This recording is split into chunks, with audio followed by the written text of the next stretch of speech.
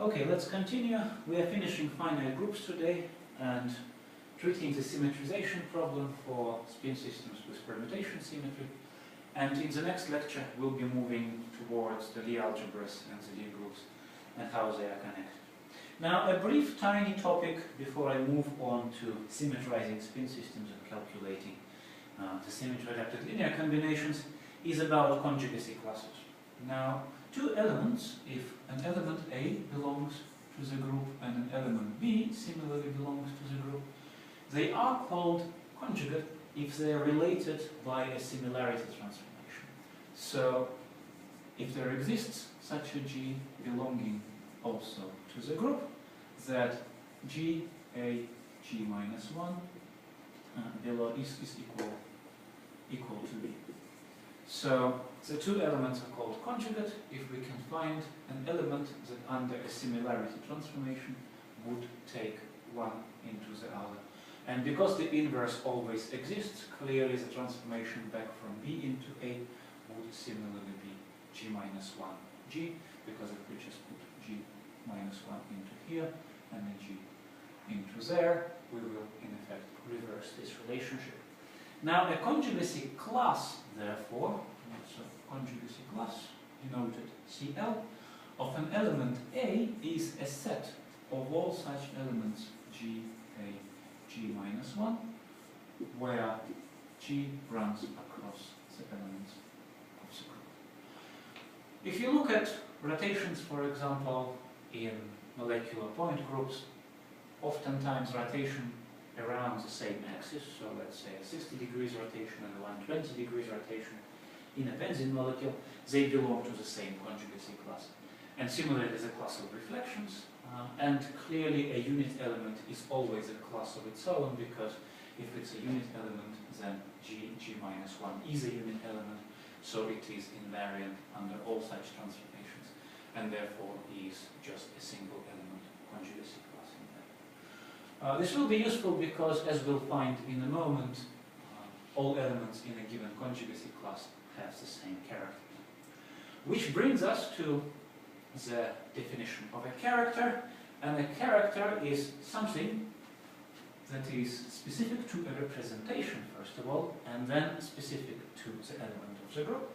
So a character of a representation P of a group element G is defined as a trace of the matrix of that representation. Or equivalently, because we know that trace is a sum of all diagonal elements, this is a sum over K of a matrix V G elements K, K. So in other words, a character of a representation of a group element is the trace of the corresponding matrix. Now, I've just noted that all elements of a given class have the same characters. It is very easy to prove, because if we take a similarity transformation, so there would be a trace of, let's say, W, then P, G, then W minus 1, where this wrapping in W is a similarity transformation, as we know, then because we can do a cyclic permutation under the trace, this just happens to be equal to trace of W minus 1, W, P, G. W minus 1 times W is a unit matrix, and we return to trace of the representation P of our group element G. Now, this character, and the reason it is called character is it's specific to certain classes of representations and to conjugacy classes as well, so as it were the elements share the same character about them. The important property of this is that they arise in the context of basis set symmetrization, and what we'll now prove is a consequence of the greater subanalyty theorem, which I had proven in the previous lecture, that the characters are in fact orthogonal with respect to a scalar multiplication and a summation across the group elements. Right, so let me wipe the board and write down the great orthogonality theorem for the representations of finite groups that we have looked at in the previous lecture. I did not prove it in the previous lecture because we are quite short on time, and these things can be found in standard algebra textbooks, but I gave a kind of hand-waving understanding perhaps of what it is. Right, so if we take our normalization thing and A and B for two representations A and B divided by the order of the group, so this is the dimension of representation A, dimension of the representation B divided by the order of the group, then a sum over all the elements of that group of the matrix element of the representation PA of a group element G, J kth element of it, then a matrix of a representation PB of a group element G, then Lmth element of it. It was equal to a big bunch of deltas. It was a sum. It was a delta AB, different dissimilar representations, used orthogonal lines like that. It was delta JL and it was delta KM. So JL, KM, they were orthogonal as columns of stacks across the group. Okay, well, you see, we are not summing here over index J, we are not summing here over K, L, or M. So why don't we now sum for all J equals K and L equals M? So why don't we compute the trace of this expression with respect to both this matrix and that matrix? So what we'll now have to do is to calculate the sum of this expression over J, K, L, M.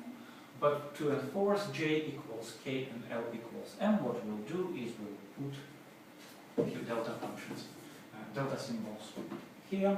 That is, there will be delta JK to make sure that it only picks the diagonal elements of this, and there will be delta LM to make sure we only pick the diagonal elements of this.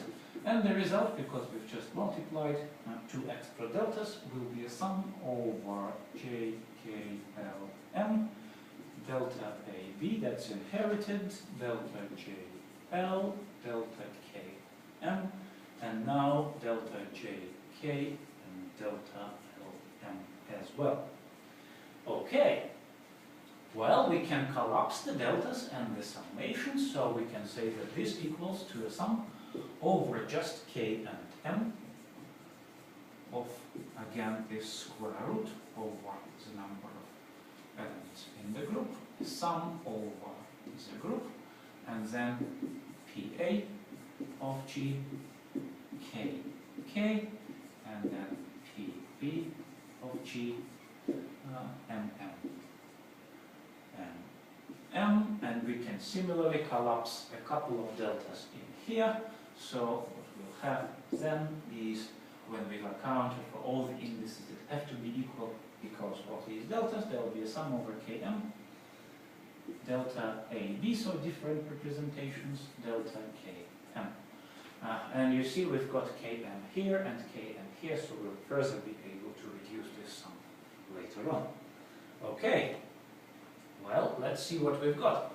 We've got a sum over K and M, KK, MM. We've got it divided by the order of the group. If we now take this, what will happen is we've got a sum over Km, delta Km, so it is summing over all the ones on the diagonal of the delta symbol, so this just happens to be equal to mg delta b. Then a few things will vanish here from the numerator and the denominator, in A and B. I wouldn't count all the things, but there are M, A, and NB respectively elements in here. So after we've done all that and made sure that we have counted those elements correctly, so after a few simplifications, which I will leave as a homework, we get 1 over mg, a sum over g belonging to g, of a sum over k, pa, g, k, k. I should have not missed the conjugation signs everywhere. Then p perhaps yes, taking that out of the sum as well. A sum over M, P, B, G, M, M is then equal to delta AB. Okay, well, this is the trace of this representation, and this is the trace of that representation, so finally 1 over the order of the group, a sum over G belonging to the group, the character of a representation PA of an element G, complex conjugate, character PB of an element G equals to delta AB. That is, in other words, the characters are orthogonal as vectors when you sum across the group. So, to give you an example of a character table that has these orthogonal lines, let's just take a look at our pretty familiar group called C3V. C3V is a symmetry group of, for example, the ammonia molecule. So, it can be rotated along this axis by 120 degrees, and there are also a few reflection planes here and there. So, if we just write out the table, write out irreducible representations. These things can of course be generated by hand, but thankfully literature exists which already tabulates these things. So there are 3 irreducible representations, A1, A2, and E. This one's one-dimensional, and this one's two-dimensional, and clearly the dimension of the representation is equal to the trace of the identity element. So we have one C3 operation by 120 degrees, so just a rotation of this molecule, and the characters are 1, 1, and minus 1. We've got another C3, the rotation by 240, and the characters are 1, 1, and minus 1. So, because these belong to the same conjugacy class, you can see the characters are the same for all representations. And there are 3 reflection planes, sigma 1, sigma 2, and sigma 3, and they're also a conjugacy class. They can be transformed into each other by a similarity transformation, and so all their characters are also the same: 1, 1, 1, minus 1, minus 1, minus 1, and then 0, 0, 0. Well, we can see directly that this line, taken as a vector, is orthogonal to this line. If we multiply the two together and sum the result, 1, 1, 1 gets subtracted from 1, minus 1, minus 1, minus 1, and we get 0. Similarly, if we take this and multiply into here, there will be plus 2, minus 1, minus 1, 0. So individual lines in the character table are orthogonal. And well, this irreducible representation is one-dimensional. It is in fact the trivial representation where we map everything into a unit element. This is a slightly less trivial but still a scalar representation where we map these 3 elements into 1 and these 3 elements into minus 1, whereas this is actually a proper 2x2 matrix representation where these are the traces of the corresponding matrices. Okay, so this is the definition of a character. This is the reason why character lines happen to be orthogonal, and that's the table of characters which, as chemists, you have all seen in your second year quantum mechanics when you were symmetrizing molecular orbitals. And thankfully, I don't have to reinvent the bicycle here. We can symmetrize the basis sets in spin dynamics simulations in exactly the same way as we had symmetrized them in Huckel theory when you had it.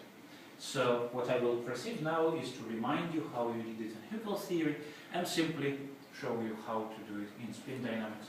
It's just instead of orbitals that we were symmetrizing in Huckel theory, we'll now be symmetrizing spin operators. But other than that, there is absolutely no difference. One particular thing to mention in the context of spin dynamics is that the only symmetries which are easy to apply are full permutation symmetries. So if we have, for example, a rotating metal group in NMR, which for which each proton has an identical J coupling to everything else there is in the system, or even a zero J coupling, then any permutation of those two protons of the methyl group is a symmetry of the system. And that's in a sense the easiest symmetry, because what happens when we apply, for example, the D6H symmetry of benzene, is it's not just the spins are moving, but also their coupling partners, and in that case it gets a bit difficult. But what we'll work with now is essentially just a permutation group of 3 protons of that same ammonia, which are magnetically equivalent, and so any permutation of the 3 is in fact allowed and possible. Right, so that was the character table. You remember that what we built in Hückel theory as well was the action table, which orbitals go where under which operation of the group. So let's draw an NH3 here again. Label the protons 1, 2, 3 and see where they go under each operation of the group. And just to remind you and to draw the analogy, I will just go through the symmetrization of 1s orbitals of these hydrogens, but we'll then move to the symmetrization of, for example, longitudinal magnetization operators. So the operators will replace, as it were, orbitals in our procedure when we symmetrize the operator basis set in Liouville space. Incidentally, all of this symmetrization is implemented in Spinach, so if you download it and take a look at the source code, it's well commented, you will see this procedure applied in fullest possible generality in MATLAB. Right, so psi s of the first proton, psi s of the second proton, psi s of the third proton. All these tables are in your handout. Under the group operations, the identity, well, what we clearly have is they just transform into themselves. Psi 1, psi 2, psi 3. Under the 120 rotation, C3, there is just a cyclic permutation, so 1 goes into 2, 2 goes into 3, and 3 goes into 1. Under the C3 prime, the 240, there is just other cyclic permutation, so 1 goes into 3, 3 goes into 1, and 2 goes into 1, yes, and 3 goes into 2. Then under the reflection, it swaps 2 of the spins and leaves 1 invariant. So sigma 1 we shall define as the operation that leaves the first particle invariant, so psi 1 stays where it was, and psi 2 and psi 3 are swapped. Psi 2, this would leave psi 2 invariant, but swap psi 1 and psi 3. This would leave psi 3 invariant, but swap psi 1 and psi 2. There we are. This is the action table. And I will remind you underneath, I'll just draw the first line of the character table. So C3b, E, C2, C2 prime, sigma 1, sigma 2, sigma 3. And the first character line for the first fully symmetric irrep was just all ones.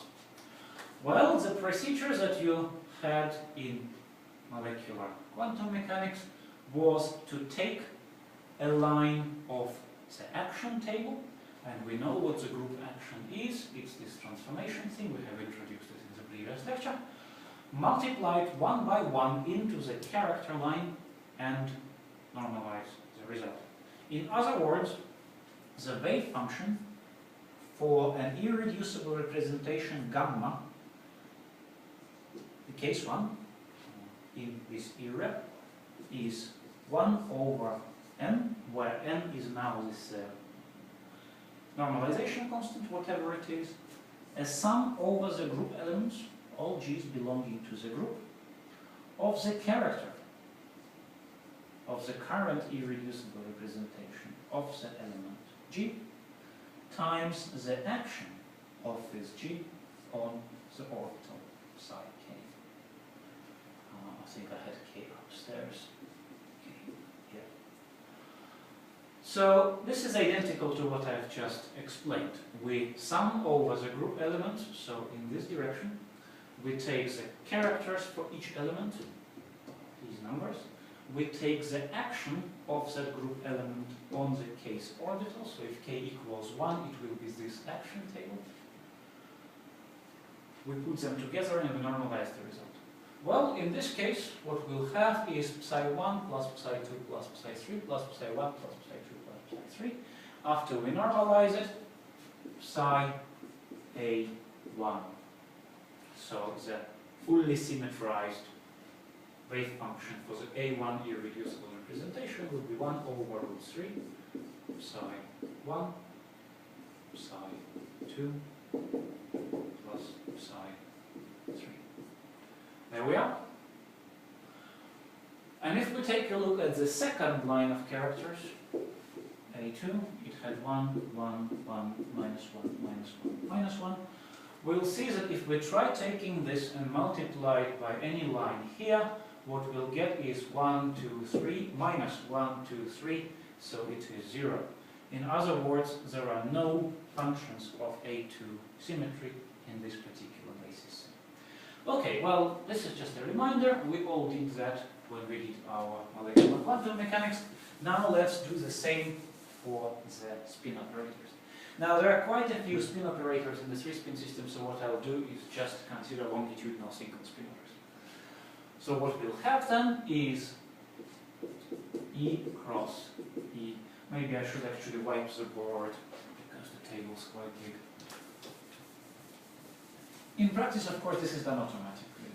A computer would have information about how spins are permuted, which goes into which, and these tables would be built automatically. We're only doing it by hand here because we need understanding before we use any black box software that does it. Okay, so operator Lz on the first proton of NH3 will be Lz cross the identity on the second spin cross the identity on the third spin. I'll just drop the hats because there will be quite a few of these things. The operator Lz on the second spin would be E cross Lz cross E, and the operator on the third spin would be E cross Lz. Well, under the action of the identity operator, they'll just go into themselves. Under the action of C2, C3, of C3b, the first one will go into the second one, so what will happen is the magnetization of the first spin, the longitudinal one, becomes the longitudinal magnetization of the second spin, and therefore we have to destroy this operator and take this operator because this is where the magnetization went. So that will be E cross Lz cross Ez.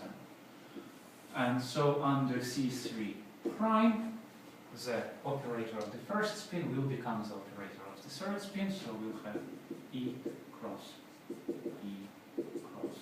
Lz. Then under sigma 1, we have determined that in our convention this one leaves the first spin intact but swaps the other two. This will leave the second spin intact, this will leave the third spin intact, so this will just give us Lz cross E. This will swap 1 with 3, so it will be E cross Lz. And this would swap 3, 2 with 1, so it will be E cross Lz cross E. And so on. I've got the full table for all three operators in your handout. So, well, let's do it now. So, I'll just write this one as well for completeness, Lz cross E. Well, if we would like to construct a fully symmetric linear combination, we'll have to look at the fully symmetric irreducible representation. So, this plus this plus this plus this plus this plus this, what it gets us is, again, 1 over root 3 of E cross Lz plus E cross Lz cross E plus Lz cross E cross E.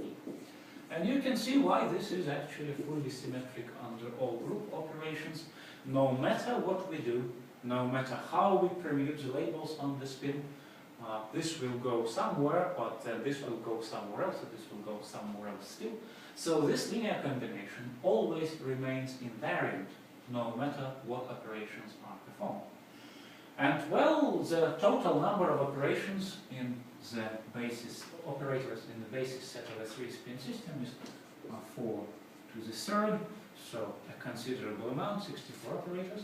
So what digital computer would do in practice is list these 64 operators, then perform all group transformations on those 64 operators.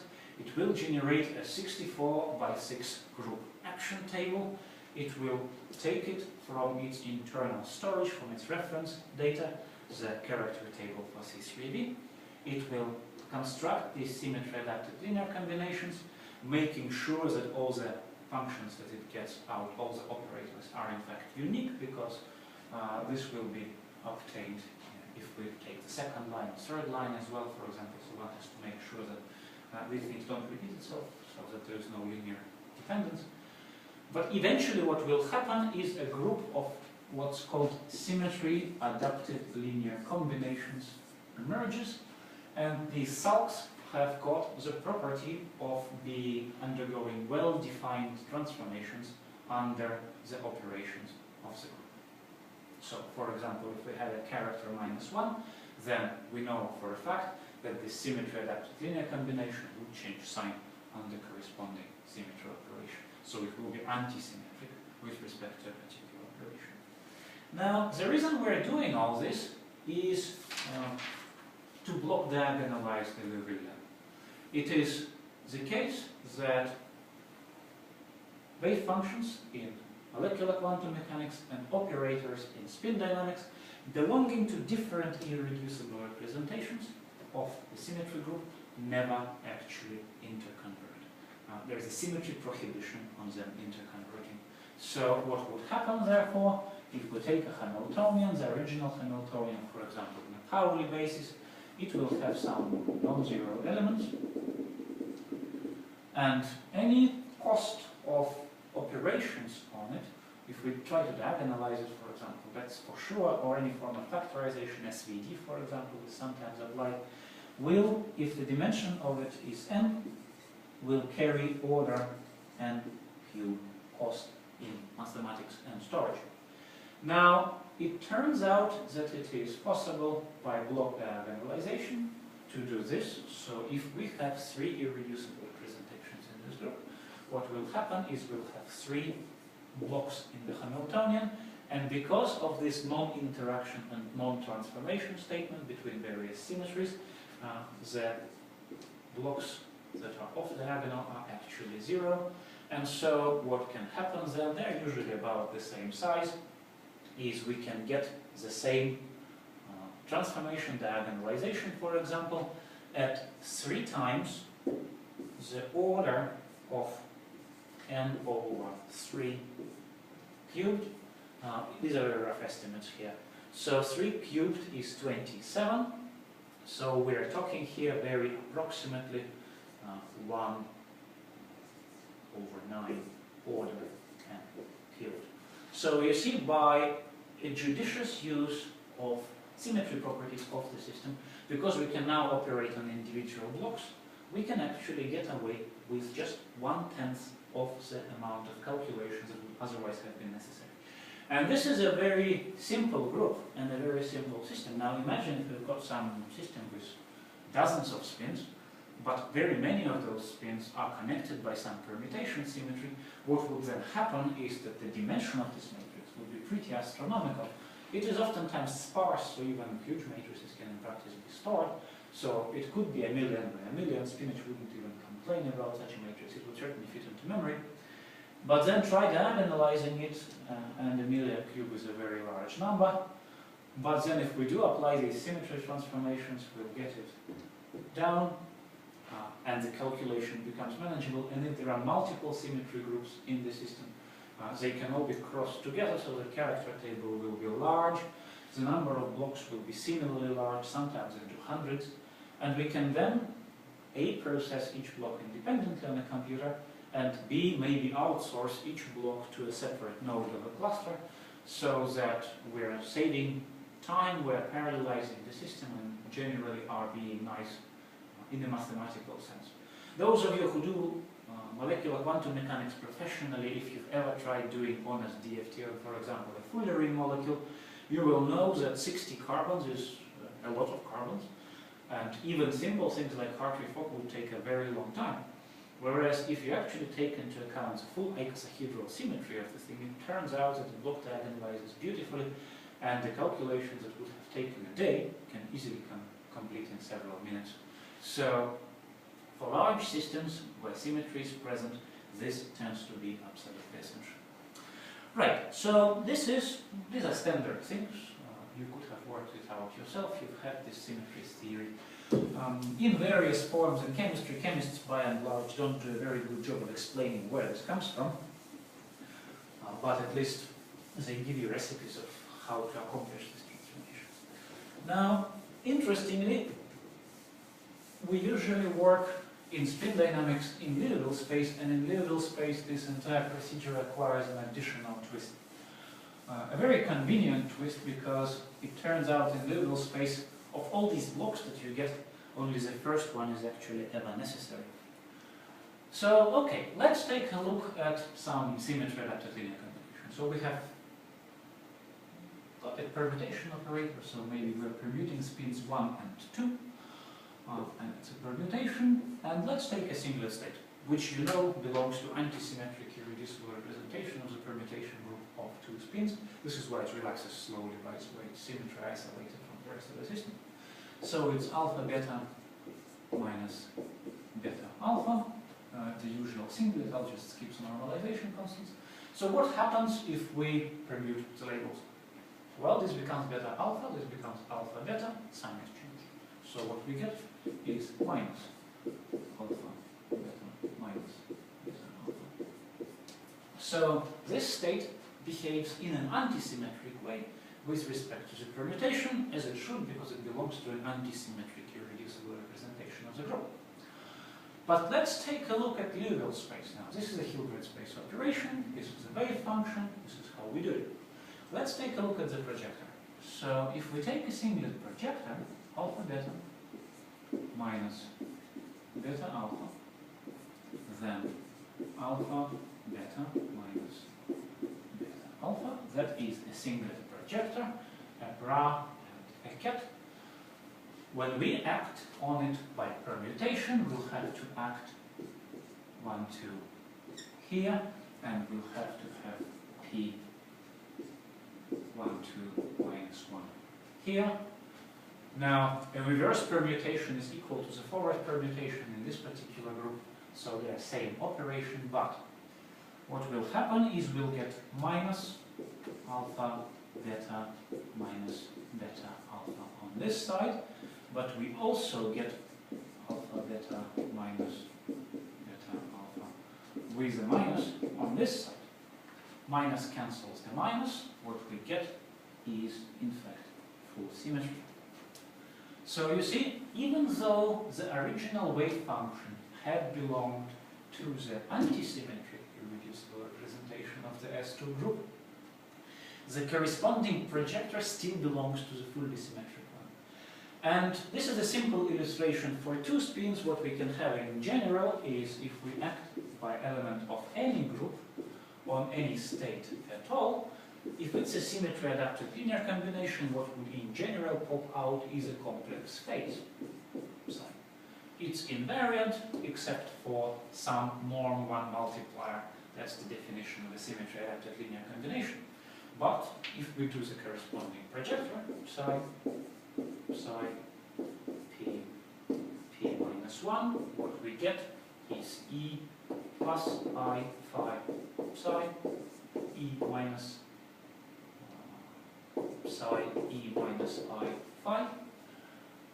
This cancels. It's equal to 1. So the projector is still fully symmetric. Bottom line, when we go from Hilbert space into Liouville space, all non-fully symmetric irreducible representations of the group get symmetrized, and they live inside the fully symmetric representation in Liouville space. That is to say, in most practical cases, if we take a Liouville space symmetrization procedure, And we've got these blocks. This is A1G, the fully symmetric. This may be A1U, then E, sigma, you name it. They've got different labels depending on the group. In Liouville space, this can be dropped completely, this can be dropped completely, this can be dropped completely, and the only blocks that is actually necessary to simulate is A1G. So not only are we block diagonalizing the Liouvillean, we're also reducing its dimension because we're realistically only going to stay here. Obviously, the initial condition has to populate this block. If we have the initial condition here, some vector rho, the vectorization of the density matrix, which in its initial state only has non-zeros in a fully symmetric one, then that's it. The only thing we need to simulate is this. And this is usually the case, because if the system has the symmetry, its ground state would conform to that symmetry, because the ground state is the exponential of minus the Hamiltonian over kT. So it inherits the symmetry of the Hamiltonian. Similarly, Redfield's theory is just a Hamiltonian squared ensemble averaged. Various pulses affect various identical spins identically, and so on and so forth. So there is this beautiful consequence in Liouville space that a symmetry treatment leads to not just block diagonalization, but also dimension reduction, which is in practice extremely convenient. Right, so finally, I will give a few warnings, because unfortunately the symmetry treatment in spin systems is a lot less universal as an operation than it is in molecular quantum mechanics.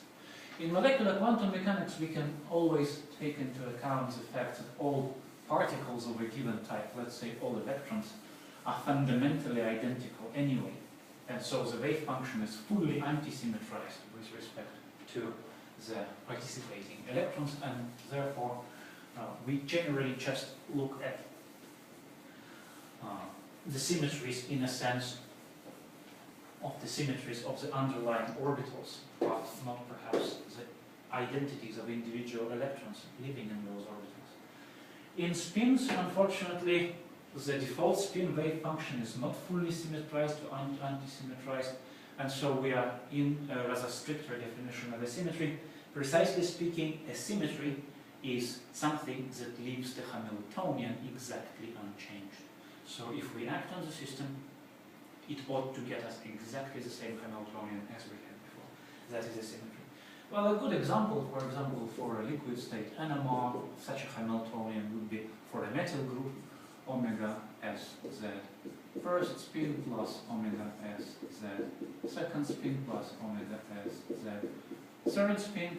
This is clearly invariant under label permutations. So if we swap 1 with 2, it's still the same Hamiltonian because we can just swap the terms around. Now clearly, if these omegas are different, then this is no longer the case. The symmetry is broken by permutation. If these two omegas are the same, but this is different, we can only permute the labels on these two spins, because if we permute the labels on here and here, it would be a different Hamiltonian as a result. So when you're deciding whether a particular operation, and there are a fair few such operations, they needn't be symmetries. In a point sense, they could be, for example, translations in a periodic system, or various other unobvious operations on the Hamiltonian, that you make sure that the Hamiltonian actually stays invariant. Another example of an invariant Hamiltonian, if we can add, for example, a coupling to the same spin for all three. So if they all are J-coupled to some spin L, so LZ and then SZ1 plus SZ2 plus SZ3. Again, any permutation of 1, 2, 3 labels will leave the Hamiltonian invariant. However, if these three protons are coupled to their own individual neighbors, so L1, 2, 3, then if we just swap these two, they will end up being coupled to a different particle. That's not a symmetry. But if we swap the labels simultaneously on them and their neighbors, then the Hamiltonian is invariant, and it's again a symmetry. So please be careful. One interesting consequence of this treatment is in liquid state ESR, because we have this electron, and we have multiple spins coupled to multiple nuclei, and if it's a liquid state ESR, that would be an isotropic coupling. So it will be some radical, I don't know, molecule H, This could be an aromatic proton, this could be an aliphatic proton. The interesting consequence, if you look at this diagram, so let's say this hyperfine coupling is equal to Z hyperfine coupling. So if this is spin 1, then this is spin 2. If we permute the labels, then the Zeeman interactions of nuclei don't enter the problem in ESR anyway, usually, and they've got the same hyperfine coupling to the electrons, so we can permute them, and the Hamiltonian will remain invariant. The interesting thing, however, is they needn't be symmetric in the actual structure at all. One could be aromatic, the other could be aliphatic, they could be in completely different chemical environments. The only thing that is necessary is they're coupled to the same electron, which is usually the case in ESR, with the same hyperfine coupling. It could be accidentally the same, but it's just the same.